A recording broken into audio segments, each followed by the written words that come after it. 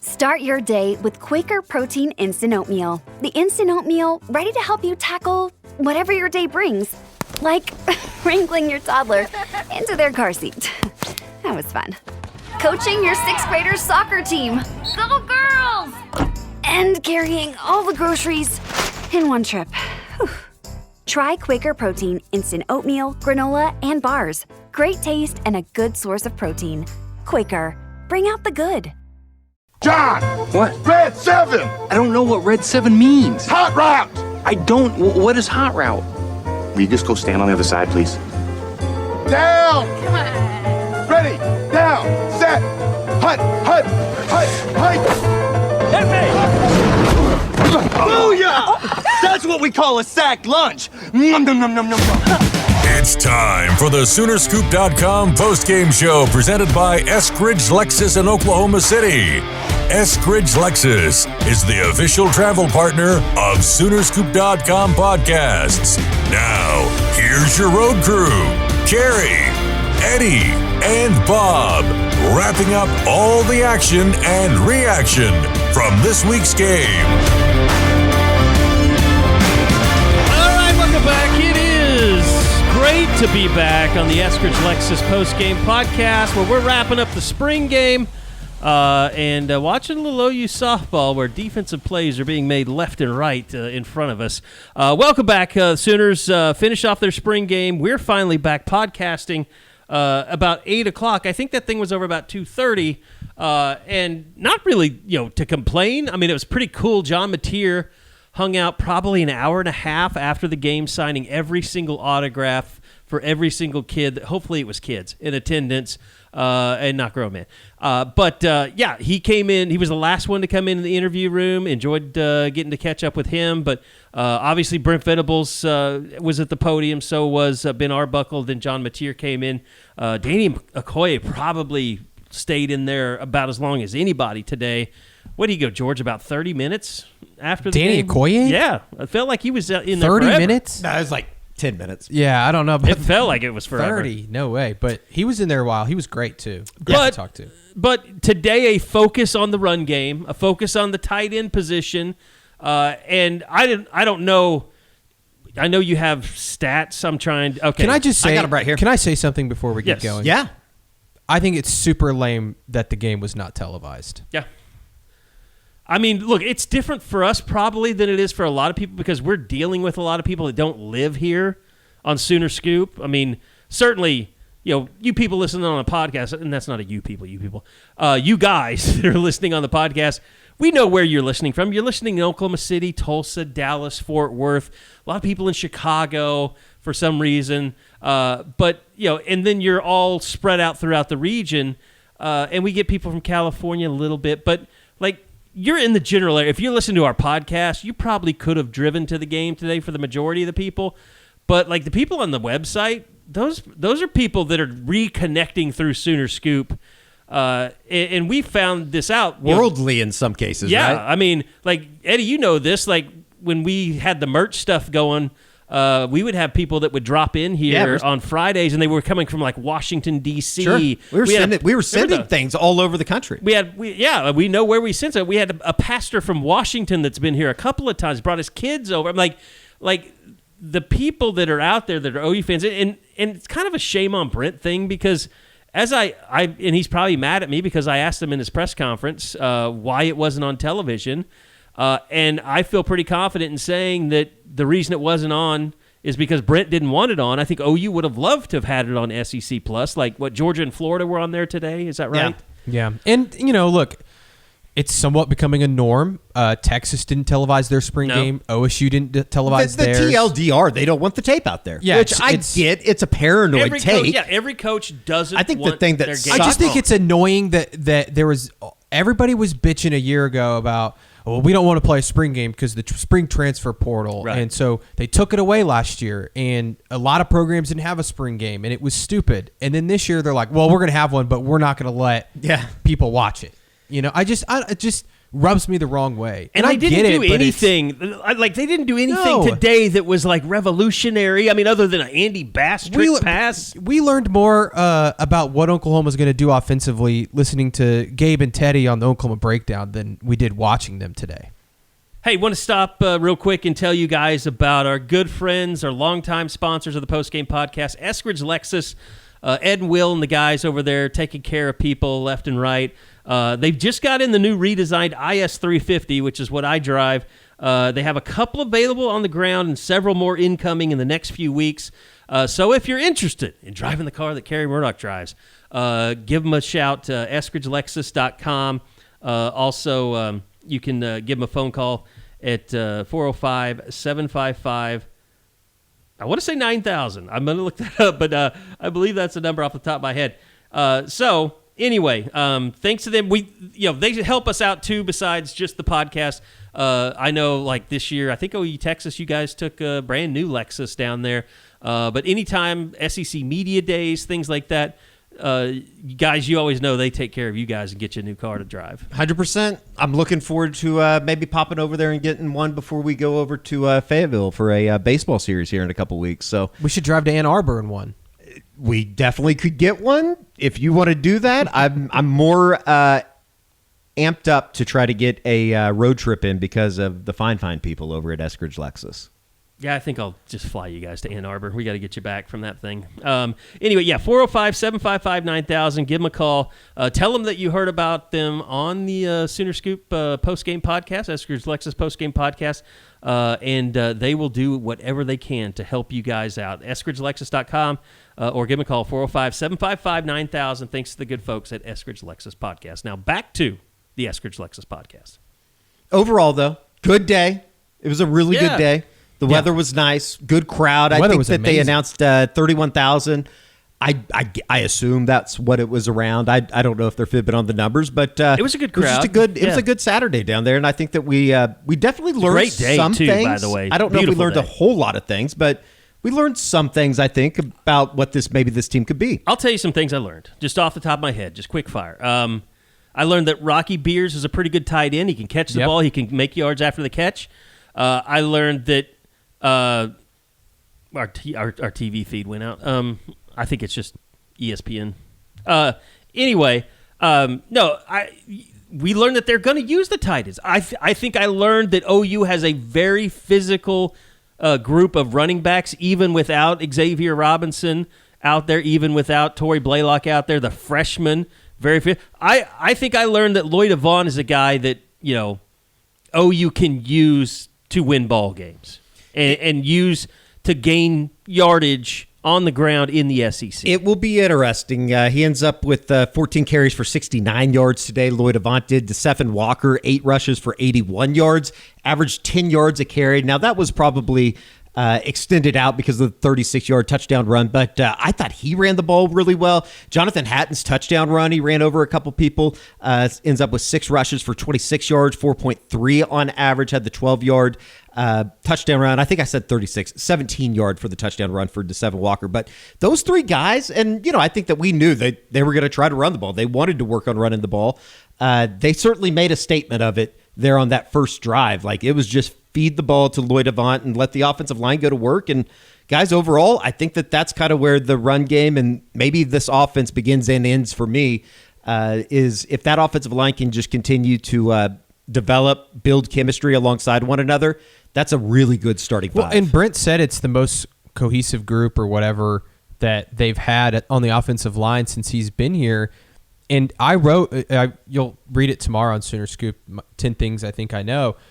I think this is clearly the highest ceiling, the offensive line that they've had. Like, it's the group with the best potential. Like, when you look at the 6 guys that are kind of known in Fasusi, EPL, Michaela, Ozaida, Foje, and Harris, that is a really good group of 6. I don't know about the depth of it. I think that you're going to have to lean on some of maybe the freshmen or a Peyton Joseph, a transfer.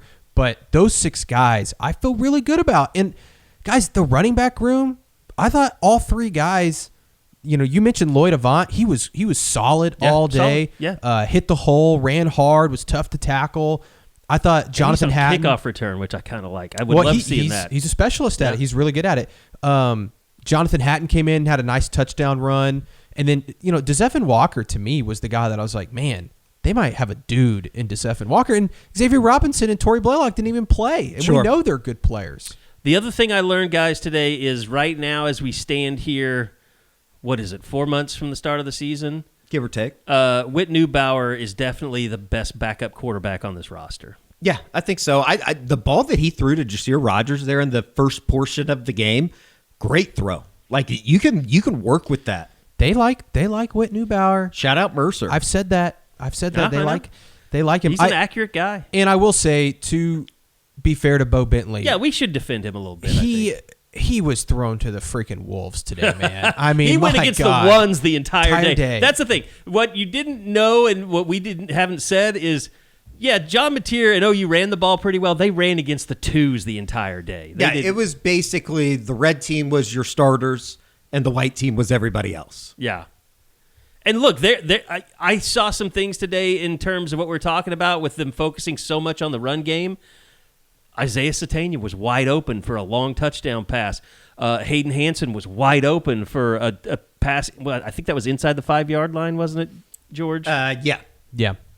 So, I mean, they are getting some guys. The focus on the run game is getting some guys open. The eyes are starting to look in the wrong places, and then guys are running by them. But, I mean, Bo Bentley, he had to face up against a defense that was number one.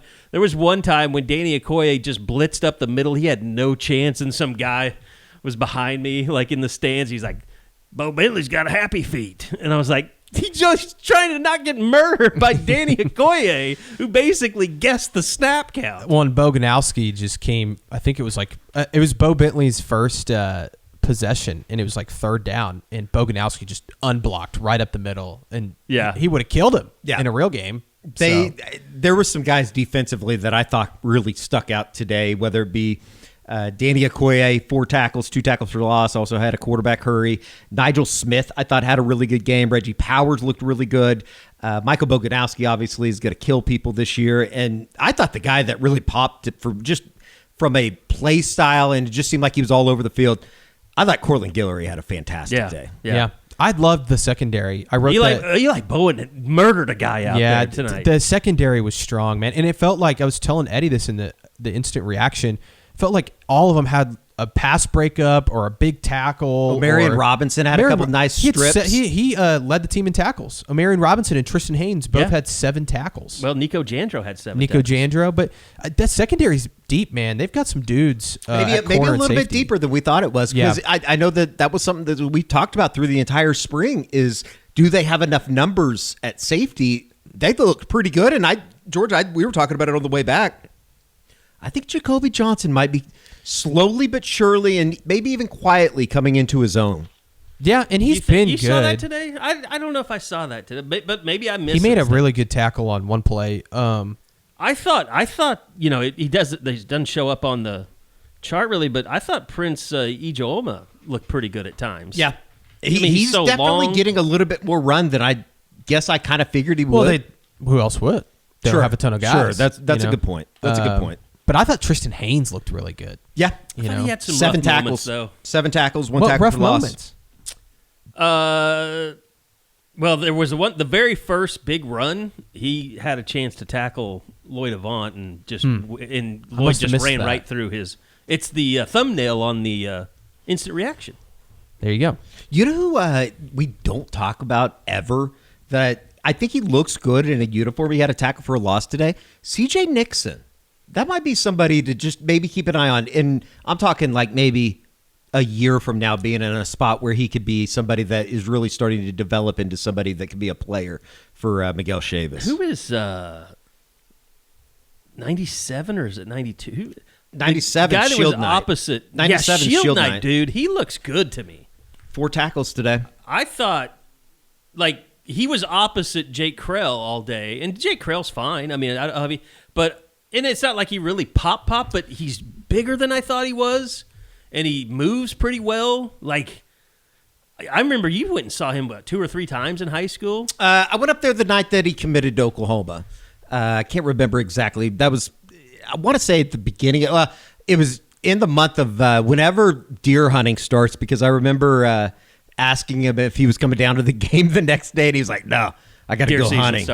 Or maybe it was duck season or something along those lines. I just remember us talking a lot about, is he really a defensive guy or is he going to end up a tight end? Yeah. He looks like a defensive guy to me. No, he does. He's added a lot of weight from kind of what his frame was coming out of Wagner. Outside of that, field goals were good today. Field goals were I think good. OU has some field goal kickers. I think they've got three They of have them. a little bit of depth. Like They Liam might only Evans, have one punter, but they Liam have Evans three knocked down a place guys. 50-yarder. Yeah, that was kind of like the final takeaway just from special team stuff. I think we know who's going to be the starting punter next year. was a bad punt from Grayson Miller. It kind of goes back into what Doug Deacon was talking about at the beginning of the year, that like really, and as good of a story, as great of a story as it was for Grayson Miller a year ago, he was never like brought in from UCO to be the guy. It was supposed to be Jacob Ulrich. He got hot. And then he had the hamstring issue. I think wasn't it a hamstring injury that kept him out for a little portion of the season, and then obviously Grayson Miller took the job and ran with it. Okay, so I kind of posed this question to Brent Venables, and we really haven't touched on this yet, but I know that they're the top three receivers. Isaiah Satania, Trell Harris, who we haven't seen at all. And He's then a lot bigger than Parker I thought he Livingston. was. Yeah, he looked good. Parker He didn't Livingston, play, but he was he's been banged up, so he hasn't had like a great Yeah. camp. But we expect all three of those guys to be producers.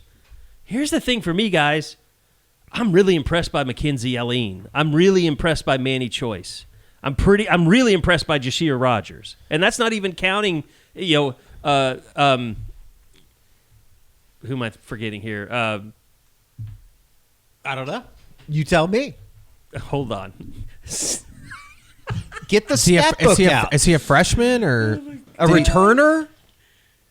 Stop it. Elijah How does Thomas? this happen? Elijah Thomas, yes. Elijah Thomas? There we go. Which he participated too. He did participate. I mean, he played today, but I don't think he's done a whole lot up to this point. Though. No, he hasn't. I like the receiver room. What I'm saying is, I think the guys that we're not talking about have a bigger chance than I would have expected to make an impact. And Well, that's the not guy- even counting like Jacob Jordan, who we've all said, why doesn't he get bigger shots? Yeah, he didn't even get much run today either. But the problem is they got to get on the field. And that's my thing is I look out there and I'm like, man, yeah, they've got 6 or 7 guys that I like at receiver, but are they going to play 6 or 7 guys? I'm going to tell you, Jahsir Rogers today did as much need to play as a him. true freshman He was as the I've only seen thing in a spring game. Him and Whit Neubauer are about the only good things happening on White offense. Yeah.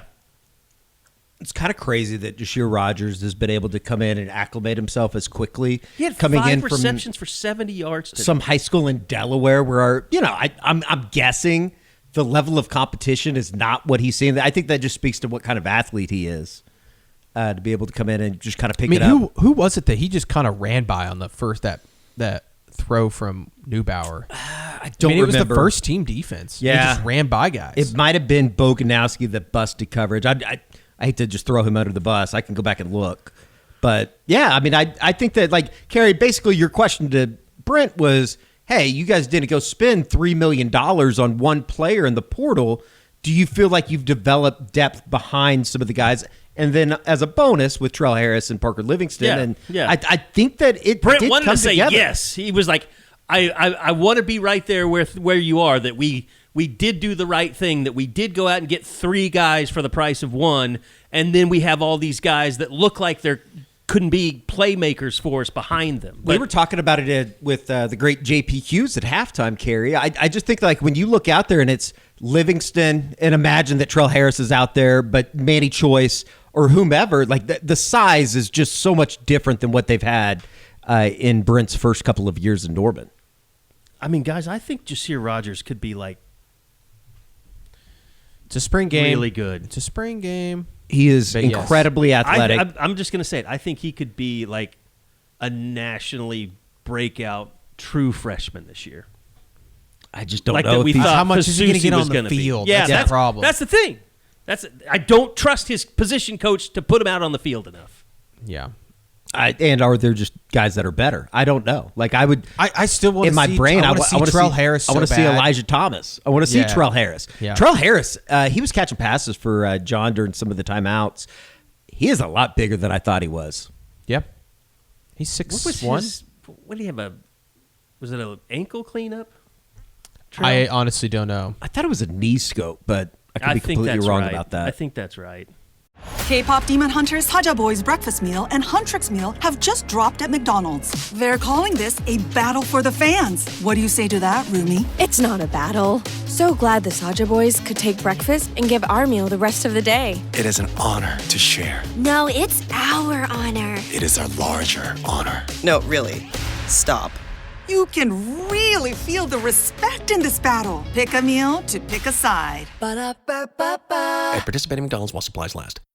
Pepsi Prebiotic Cola in original and cherry vanilla. That Pepsi taste you love with no artificial sweeteners and 3 grams of prebiotic fiber. Pepsi Prebiotic Cola.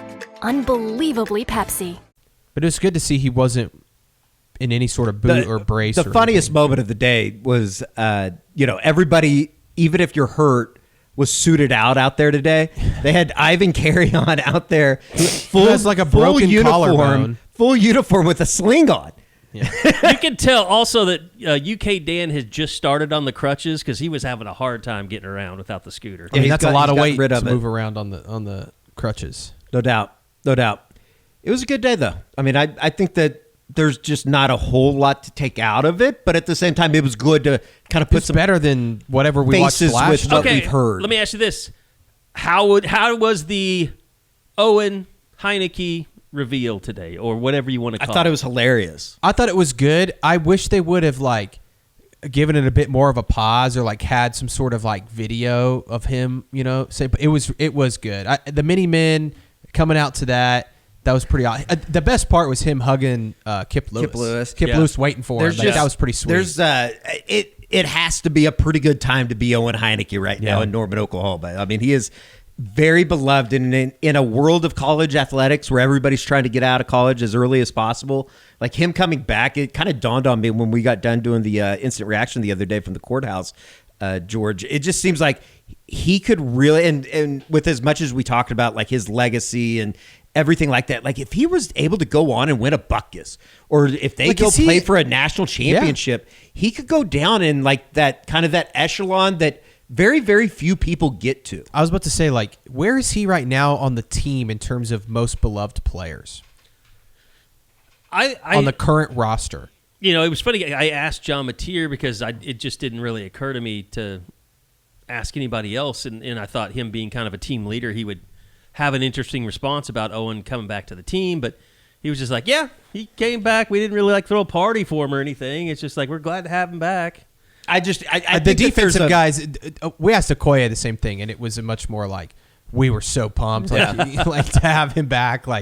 And I thought it was interesting. Danny said that he felt like they needed another defensive leader, and Owen is that guy. So, but I do think he's among the fan base because of all he's been through, the moments he came up last year. Well, I mean, you fight the NCAA and win. I know. I just feels like he might be maybe the most beloved guy on the team right now. I think that people always just, and at least from being from Oklahoma, you just always kind of pull for the guy that is from Oklahoma. Well, and his uncle was on the 2000 lineage, national championship team. Having Corey around, it's just it was cool. It's going to be awesome that he's coming back, and hopefully he's going to be able to stay healthy and have a really good year. And I think that when you look out at that linebacker core with just kind of imagining with him alongside Kip Lewis and then Cole Sullivan, I thought was fantastic today. Cole Sullivan ended up with, what did he end up with today? 3 tackles. I thought he was around the football a lot more than that, than just 3 tackles, especially there in the fourth quarter when he was kind of running against some of the backup guys. It just seemed like he was dominating.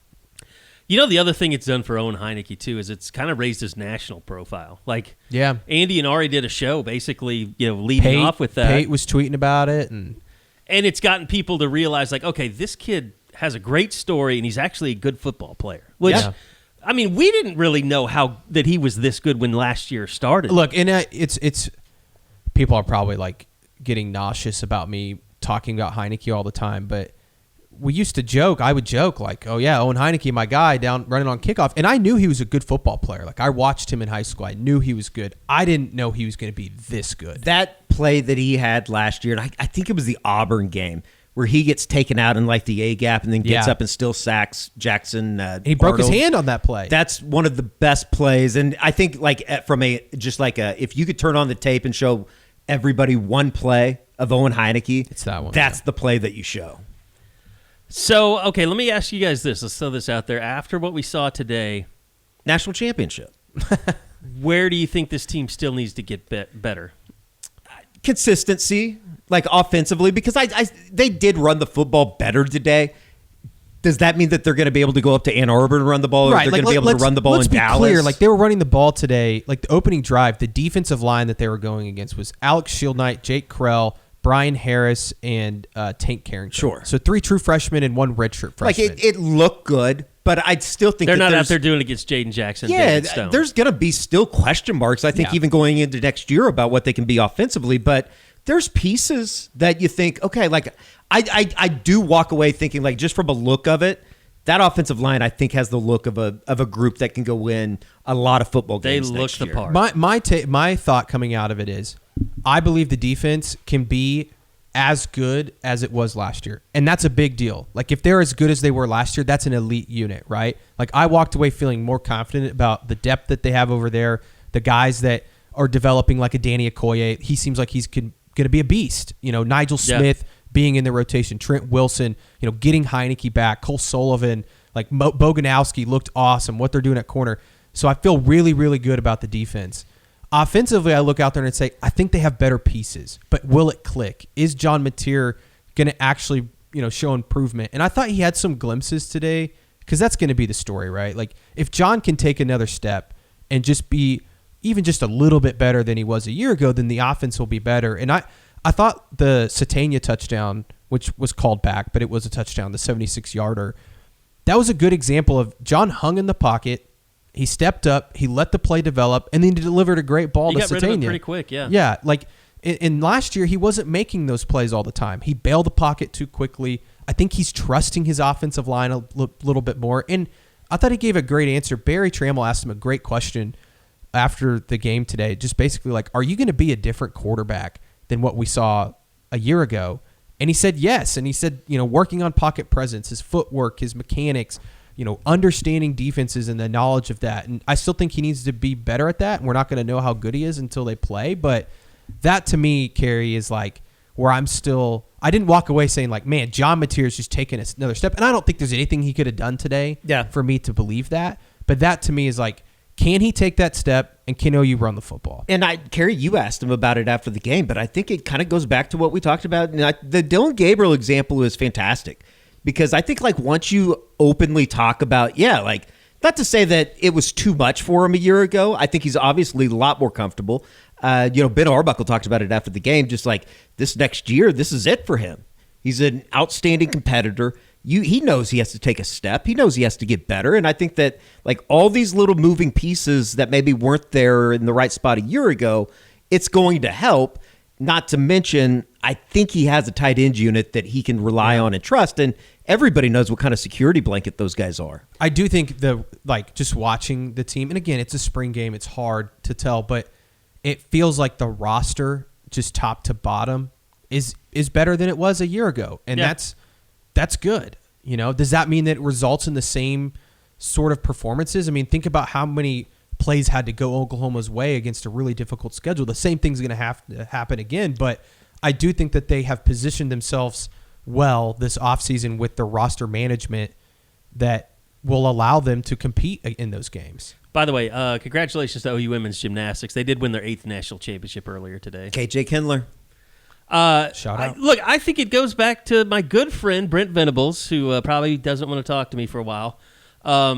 I think he wants to talk to us all the time. What he had to say about he wants to believe in it, but these guys have to go out and keep putting the work in so that they can take that next step. And, like, that's where we all should be. Like, yes, Manny Choice looks great lined up on the outside. And Jasir Rogers looks very athletic. And I liked what I saw of Mackenzie Aline today. And I liked what I saw out of Cole Sullivan. And like Danny Okoye. You love all this. So there's a lot of good pieces. And Amarion Robinson having, 7, leading the team in tackles. I mean, that's a good sign step forward. But, oh my God, you just tied it up, didn't they? Yep, that was a bomb. Kendall? Yep. And I will say too, Was it Carey. really? No. It was Isabel. Immerling. Yeah. She's had a big before you weekend. finish your point, Carey, I I will say, and knock on wood a million times, I do think they got out of spring somewhat healthy. Other than Taylor Heim, who had a big knee brace on. I think we all kind of know what's going on there. And that sucks because we all thought Taylor was going to play a big role. But you can overcome that. It felt like there was no Giovanni Gibson situation, Yeah. And again, you got to get through the summer. You got to get through fall camp, all of that.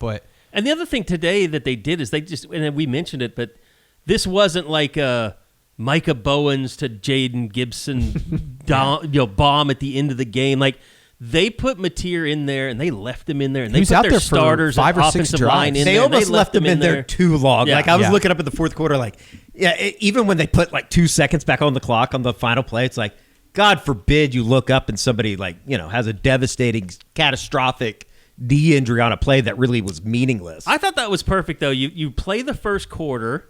Man, they're going through the what do we call it? The filters, ND filters. I think that's what they're doing. The camera people suck. Talking about the softball game. The softball game, yeah, the broadcast. I don't even know what my point was. That was so distracting. I lost my train of thought. That's an easy thing to blame it on. I think we're just having another episode. You've been having a lot of episodes lately, so Oh, what a grab! Just great catch after great catch in this game. This is a great really softball good defense. game. Top 10 Two teams. really good teams. Top 5 teams. I mean, top Arkansas 7 has teams. come into Love's Field trying to get some victories. This is impressive. Top 17, 16. Yeah. I don't know. No, Yeah. but I mean, they played John Mateer a lot. He got a lot of reps, and I thought it was kind of perfect. Like I said, that was my train of thought. They didn't do a running clock in the first quarter. Every time there was an incompletion, they stopped the clock, run out of bounds, stopped the clock, and then they let it run. For the most part, they did some situational stuff in the second quarter before halftime.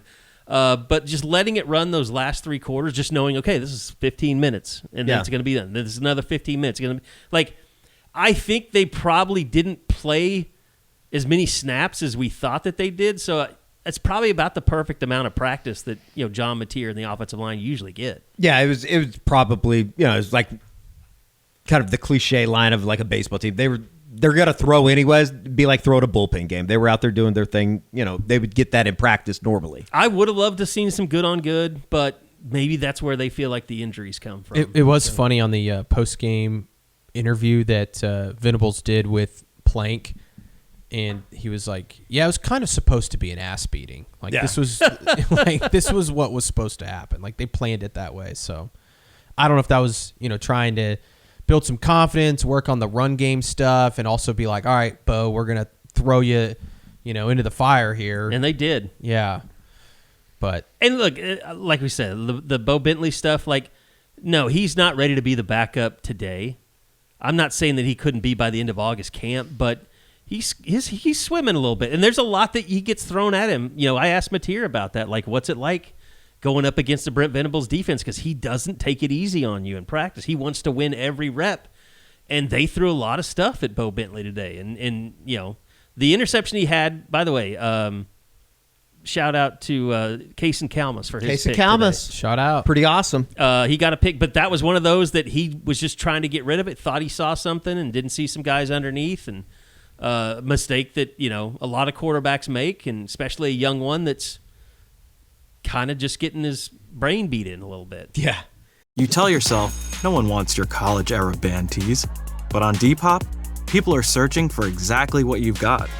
You once paid a small fortune for them at merch stands. Now, a teenager who calls them vintage will offer that same small fortune back. Sell them easily on Depop. Just snap a few photos and we'll take care of the rest. Who knew your questionable music taste would be a money-making machine? Your style can make you cash. Start selling on Depop, where taste recognizes taste. Go further with the American Express Business Gold Card. Earn 3 times membership rewards points on flights and prepaid hotels when you book through AmexTravel.com. Whether your destination is a business conference or a client meeting, your purchases will help you earn more points for future trips. Experience more on your travels with Amex Business Gold. Terms apply. Learn more at americanexpress.com/business-gold. Amex Business Gold Card. Built for business by American Express. He got thrown to the wolves. And I think that he's probably going to have to get used to that because that's probably what he's seen all spring, going through, trying to kind of earn his way into some type of competition with Whit Neubauer. And I thought it was funny because, when I asked John Mateer about what it's like to practice against Brent Venables' defense the first time, he was like laughing and chuckling. Yeah, he's like, that sucks. I think that Arbuckle, you might have asked him about it, George, but I think that they know that in the long term, in the grand scheme of things, that's going to make him a better player. Yeah, for sure. And I think he's probably just learning a lot right now. And it doesn't help too.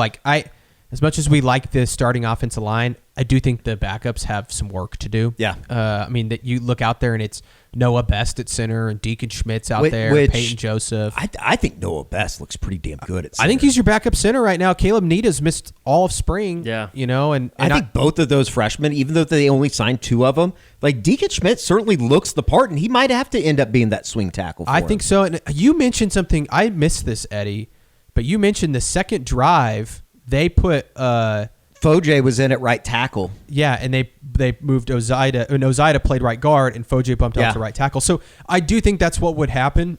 If somebody were to get hurt at tackle, Foje would bump out and play. But I do think Deacon Schmidt and Peyton Joseph is the other one that I think those would be the 2 guys at tackle. Yeah.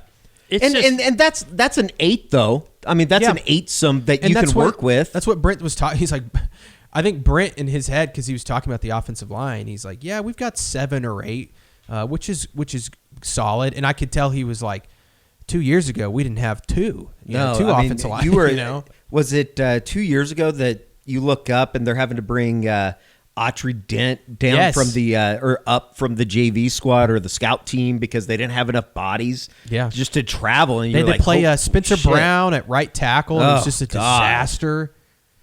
I will say this, I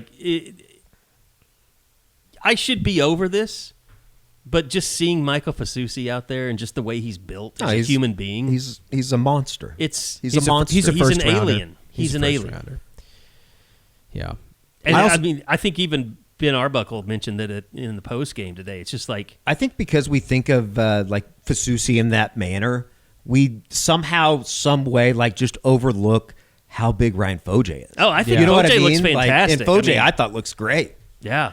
Eddie Pierre-Louis looks great. Yeah. That's a good-looking line. They've done really good with their bodies. The one that we don't talk enough about, and I said this to Mateer today, I asked him about it. It's Jake Michaela. We do not talk about him. He looks great, too. Everything we've heard and what Brent has said is he's had a huge offseason of putting weight back on, getting stronger.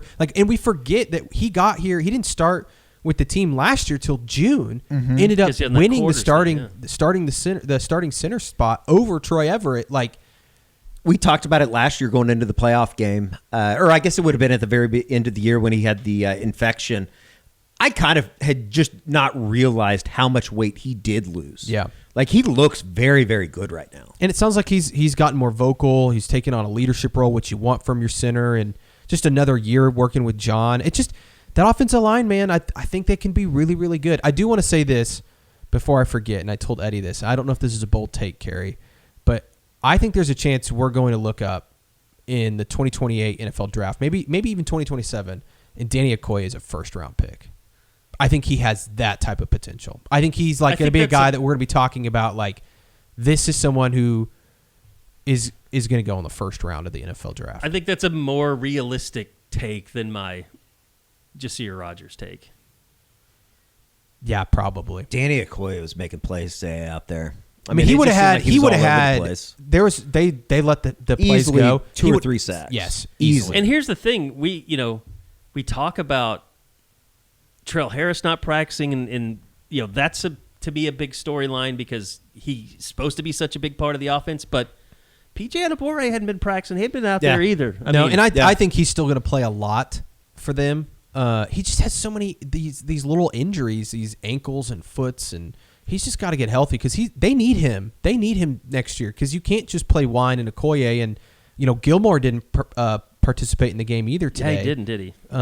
Or Kenny Ozawalu, who I think both those guys are going to play some snaps next year. And Bishop Thomas. And Bishop Thomas. Funky uncle. Who George asked Brent about his running back group, and then like 8 minutes later into the answer, he's talking about Bishop Thomas giving his testimony to the team. And I was like, where did we get this? But I do think he is a guy that, for him to go out of his way to say that, I don't think it was just him saying it. I think that there is something behind it. George, Eddie's going to make so many little cut-ups out of this press conference from Brent today. I already did. I mean, yeah, Brent called him out. Eddie. I think. He said, I'm a leader. Yeah. He said, I'm a leader, and I respect that. I respect his compliments. I accept his compliments. I just knew that was gold for you when that was great. going on. It was great. It was the best thing that happened to me all day. Yeah, you were getting people beating up on you on Twitter this morning. Not really. Well, middle of the night, probably. There was one person. Yeah, loser. Yeah, so, I mean, moving forward, they're going to have a couple more practices. I don't think we're going to get to go out there. And I think it's more of like a... I think they'll be pretty light. Yeah. I don't think they're going to be super hard-hitting practices. No. So that's it kind like of they're it gonna be in the morning for too. spring. But, you know, I do think that, like, moving into the summer, George, you said it. I mean, obviously you need to get through the summer without any injuries. But I do think that this is a big summer for this offense to take another step from even where they are right now. And obviously getting a guy like a Trell Harris into the mix, getting some of these guys that you can really feel like you can hit the ground running, because I think when August comes, you basically have a month to get ready for that first 5 games next season. And obviously week 2 and a trip to Ann Arbor that, I mean, it's going to be coming. It's faster than you think. And it's almost imperative for this team to start off on the right foot this year. And especially when you look at the first 5 games, it could get dicey if you don't. It's brutal. Yeah. It's a brutal first okay, 5. so am I missing anyone besides Trell Harris, Jaden Jackson, David Stone, PJ Adeboroughe? Who else would return that wasn't a big part of spring? That's a key guy. Anybody? Maybe Nita, if you wanted to put him in there. I mean, Hineki. Hineki. He qualifies for sure. I think that's it. Yeah. But that's a lot of playmakers that you didn't have in the spring. Arguably, your 2 best players on defense in Stone and Jackson. Now, I will say I don't think either one of those are very concerning injuries whatsoever. And I also would say I think it was a huge benefit, and Brent said this, to guys like Nigel Smith and Trent Wilson to get all of those reps this spring was a really big part of their development. I mean, Trent Wilson looked great out there today, I thought. I mean, he looked like somebody, him and Nigel Smith both look like guys that you're going into Trent Wilson was trying to fight people out there. If you're going in, he's crazy. He's a crazy person.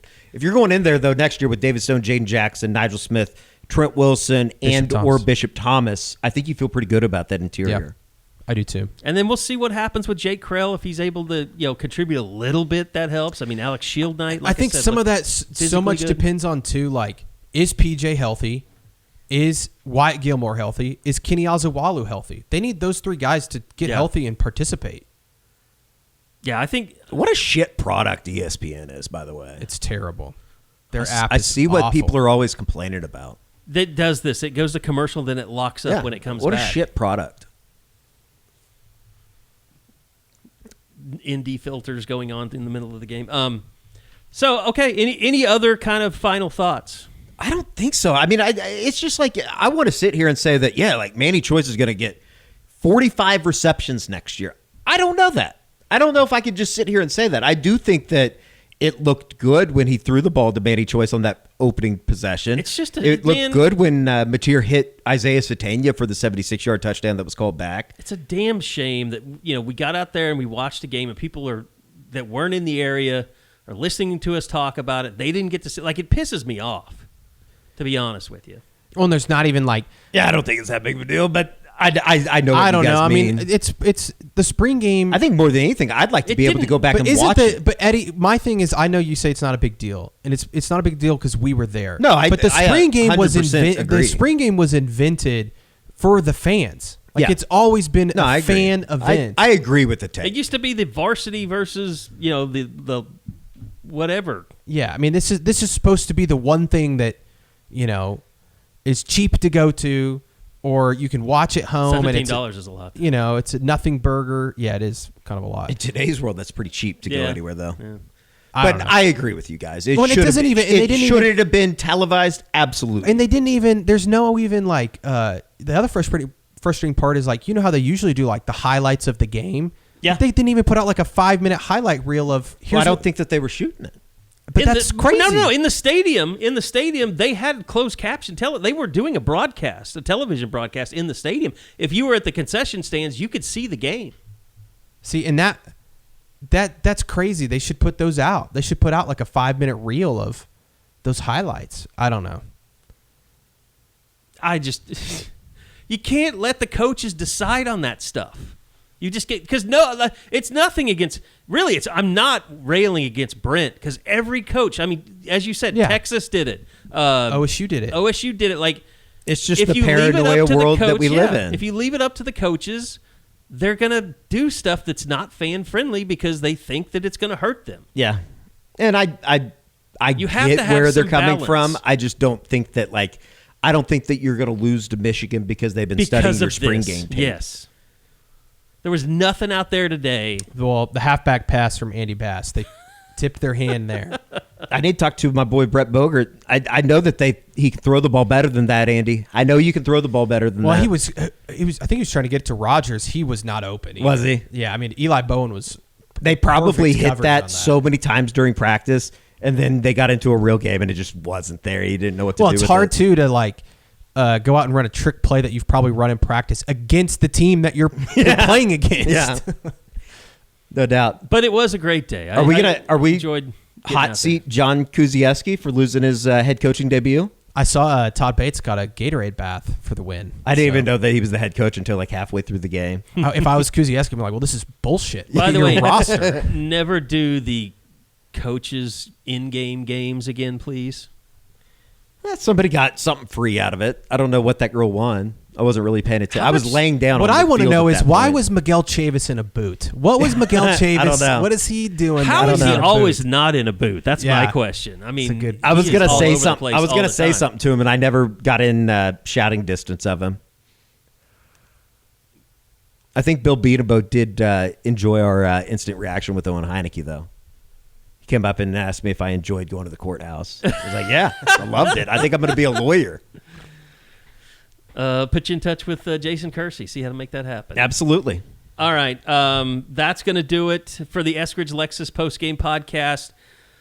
Remember, EskridgeLexus.com, they got the new IS. I drive the IS. They got the new ISs in stock and more coming in on the way. So check them out.